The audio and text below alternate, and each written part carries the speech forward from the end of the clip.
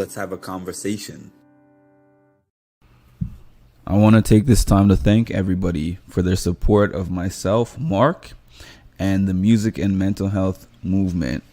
Please take this time to like, comment, subscribe, and hit the notification bell to get notified of when I drop some more great content. Thank you.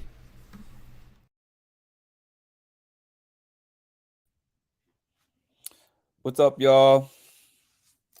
We are here for a recap of the Challenge Ride or Dies reunion part 2. It's hard to keep up. There's so many things going on right now. I've been watching The Perfect Match. I've been watching I'm halfway through the Survivor episode. I haven't even been able to get through that. BB Canada is coming up shortly next week. So there's just a lot of I have respect for people who cover TV shows all the time, because doing this part I don't have a big problem with, but actually finding the time to watch all these shows, that's the whole issue. But anyways, and the challenge is not ending because they're having this Challenge World Championships that is coming up next week. So it's just a never-ending cycle. So I'm going to dive into this reunion part 2, which I just watched. I don't often get a chance to do these right after I watch them, but I like to do that because they're fresh in my head. It's something that doesn't have to sit on my plate for like a day or two, and I can just get out my in the moment thoughts. So based on what I saw in the previews, I was sitting here thinking, okay, here's where it gets messy. And then based on what I saw, I think Olivia posted on her Twitter last week, she was saying that a lot more stuff is going to be happening in this week's version of the reunion. The thing about these tapings, and I was talking to one of my friends about this, I haven't been to obviously like a challenge or reality TV taping specifically, but I've been to so many pre-recorded shows in general that I know that they could be there for like 3 hours, 4 hours, and then they're just, cutting the best parts and putting the parts that they think are going to be the best for TV or whatever, and a lot gets left out.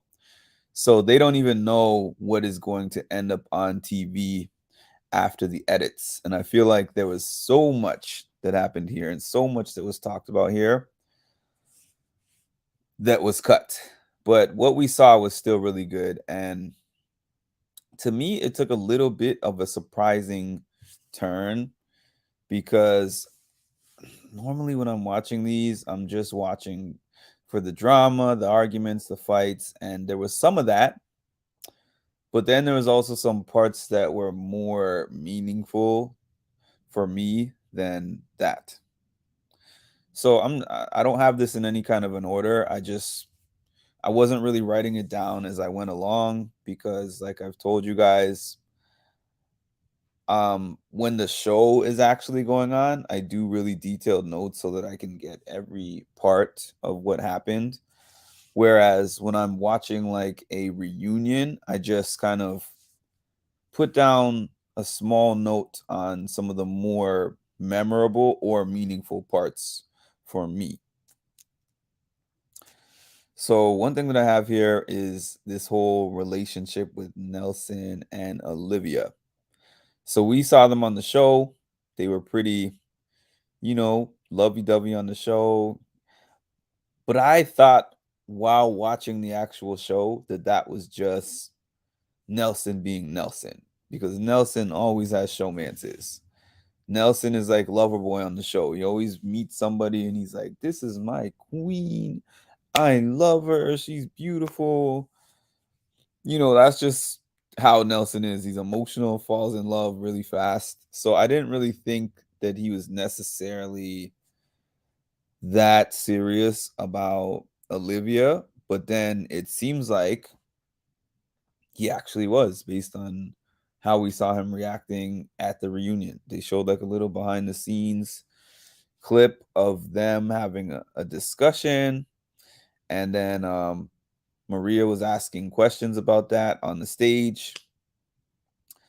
We didn't really see a clear answer, but from what we have gathered, it was like Nelson thought there was going to be something after the show, and Olivia thought there was a possibility to be something after the show, and maybe she saw some signs of him having some similarities to some past boyfriends or situations that she has been in the past that kind of turned her off, but she was trying to also put it on her and say like, I'm not a whole person and I want to be whole and figure out how to be single before I get into a relationship. She was also saying she talked to other members of the cast who said that, it's okay for her to be herself and to be alone and all this stuff. And he kept alluding to, you listened to other people who talked about my past and I'm not that guy anymore. And she kept trying to say, like, it's not that. But it also kind of seemed like it was that. But again, we're only going off of snippets that they're showing us. So I'm off of that one. So we get Anissa and Mariah, where Mariah was basically saying that Anissa was not nice to her. And Anissa was kind of like, slow your roll. I've been here. I've been doing this for a number of years. Like, I'm nice to everybody. Mariah said, debatable. I was just watching some past clips of Anissa, and Anissa was not always nice to everybody. But in recent years, I would say that I've seen her. It looks like she's been nice to everybody in recent years, and she was nice to me when I met her. So I'm biased. But that didn't really seem to be about anything. We got the whole Mariah and Fessy thing. Like, is Fessy a bad friend? I don't know if Fessy's a bad friend. I don't think that I've heard anyone say that he's a bad friend per se, but everyone kind of says that he's selfish and he only looks out for himself. And I think that's pretty much what that is. Mariah just got the Fessy experience. As I said on a previous live that I had done, their ride or die situation is interesting. Like, they became ride or dies like a year ago when Fessy slid in the DMs. He slid in the DMs. She didn't get specific on what they did, but she did say they got physical. I assume they slept together, but you never know. But yeah, it didn't work out. But then he wanted her on the show. He got her on the show, and he denied the comment of saying like, not my partner, not my problem. And Nerys called him on that. She was like, no, you said that to me. I don't lie. And he was trying to say, oh, I said that as a joke. It's just Fessy being Fessy, honestly.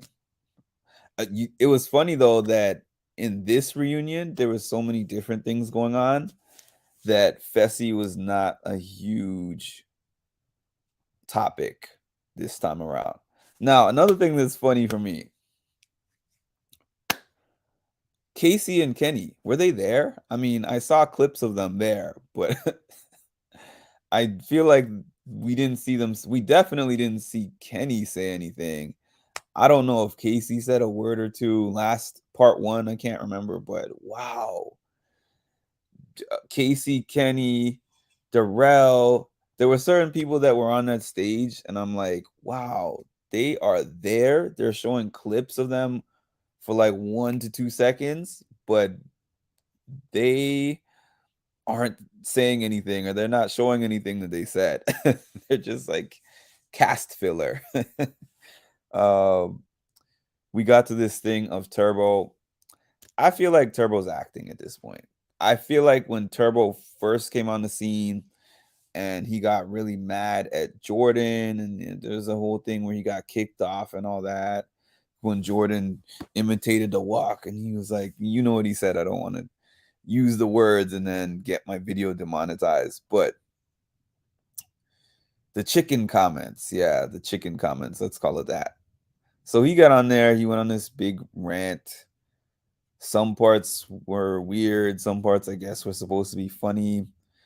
Tory said, oh, this is hilarious, I want to be his ride or die, I would drop Devin for him. And Nanny was like, this is not funny. He called Nanny cheap. Nanny and him actually were like good friends at one point. So I know that she wasn't feeling any of that. What else do we got? I'm getting to the lighter topics first because I have a whole section that I'm going to talk about before I get to the heavier topics. So there was Tory and Jordan, where it showed, that was a huge story arc this season, as you would expect it to be. Tory and Jordan hadn't seen each other for like a year and a half since they broke off their engagement. And Maria was asking, like, how was it like? What was it like being on the season together? Tory like broke down. They both expressed that it was a very difficult experience. It showed like a montage. This is very awkward. Tory, I feel, has in totality some of the most awkward and personal reunion moments in challenge history. Like, her stuff is always a mixture of real life and game, but there's always real life involved. Like, I remember the whole thing with Derek when she first got with Jordan. Like, that was so intense and it was so awkward. And then there was a thing when she hooked up with Fessy and she was called on it in the reunion. Like, it's just so much awkward stuff has happened with Tory. But the bottom line was that Jordan and Tory ended up in good terms. They're friends now. They asked Nurys, does she regret that whole situation? And she said, yes, she does. She said she said no regrets, but if she could go back, she would not have fooled around whatever she did with Jordan. And she would not have put herself in that situation. And she said that her and Jordan have decided to just be friends and they're going to stay as friends. They asked Nurys when she last hooked up with Johnny. And she was like, last night. There was a thing with Laurel and Jordan where apparently Tory said she was being petty and mentioned something that Jordan said in confidence about him and Laurel hooking up. Laurel was like, yeah, we were in love at one point. We still love each other. And they hooked up like over a year ago, sometime after the split with Tory. So there was that. There was Nanny and Michelle, their dispute that they had, and Nanny basically apologized and said, looking back, it's hard to see Michelle up there crying and talking to her, and she was just kind of emotionless. But she said that it was basically because of what she was going through at that time, and she felt numb, so she wasn't really empathetic in that situation and feels like she should have been. Okay, so we got the Horacio versus Fessy thing. I just wrote Horacio versus Fessy. It wasn't really that deep of a situation, but Horacio, the comments that Fessy made about him, basically like he's player 2 or whatever he said, and Horacio said that was funny. I think that's pretty much it for what I have of notes of notable moments on the reunion. So now I just wanted to get into two things: Tori and also Amber. So I'm watching the reunion for the usual, like I said, drama, hookups, unseen footage, that kind of stuff. And we got some of that. There was a small segment where Maria asked Tori about what it was like opening up about her mental health, and Tori said it was an easy thing to do and she's proud of herself. She's glad she did it, and the cast really supports her. So I just wanted to shout her out for that. I don't really have a note for that. I just specifically wanted to shout out Tori for being willing to talk about her mental health, her diagnosis, and the treatments that she has been using to help herself get through it, which is talk therapy and medication. Even though not everybody talks about that, a lot of people in this world can relate, and being willing to speak on something like that on a big stage with the world watching on TV, when you know a lot of people are going to see this. I admire her for that. I admire anyone who does that.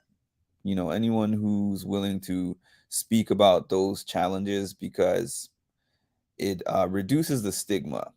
Now, we got to Amber, and they were like, Amber has to make another announcement. And I'm like, wait, she just announced that she's pregnant. So I was like, what is she about to announce? So she says, I was diagnosed with autism.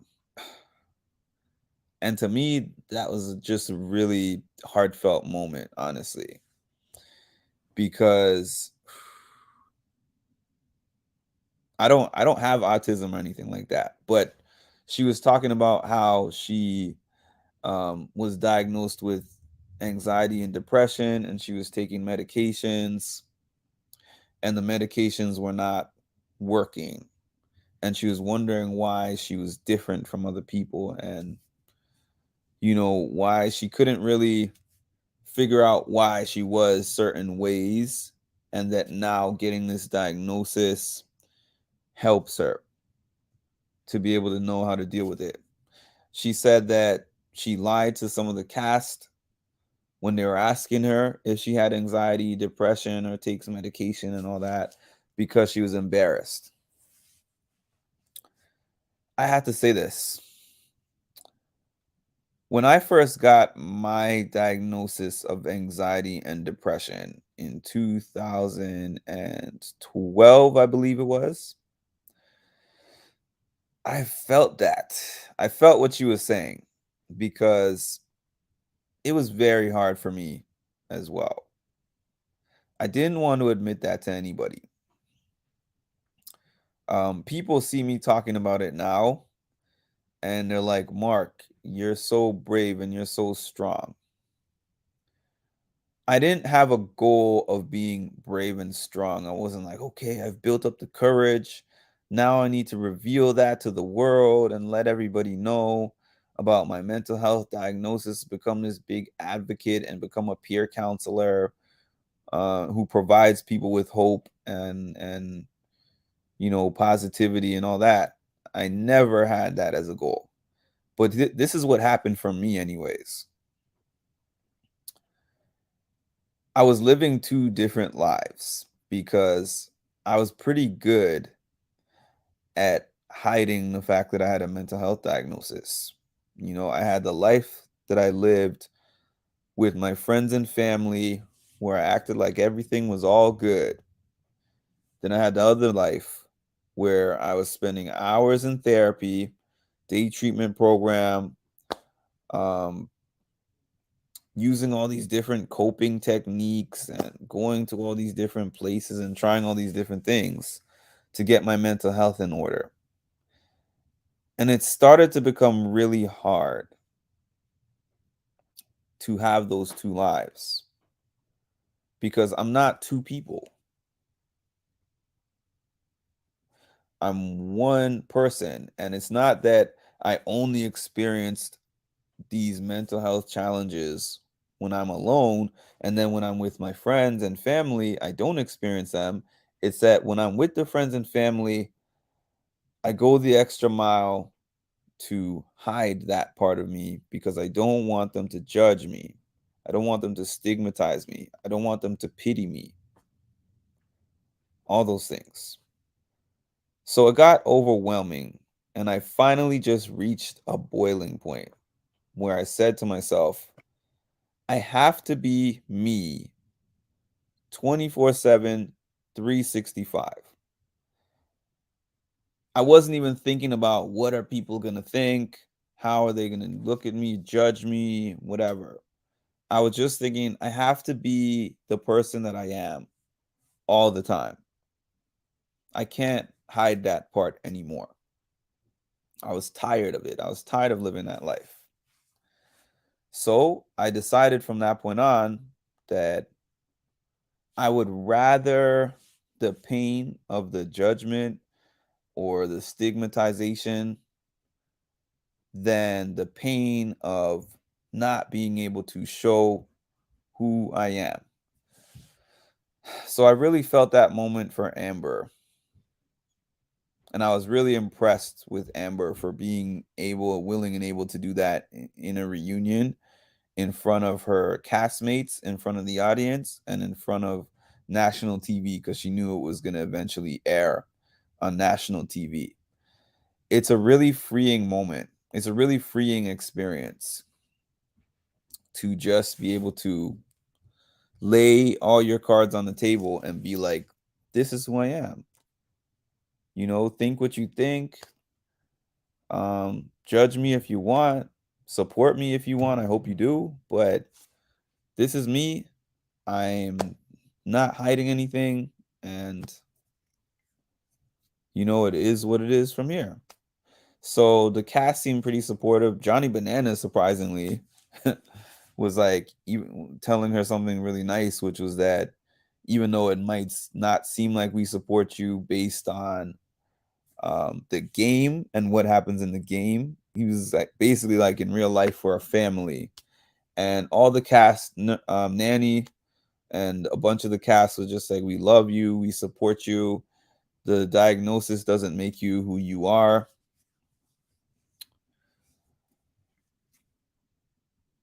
My channel is a mental health channel first. That's the reason why I'm spending so much time on this, because it touched me literally.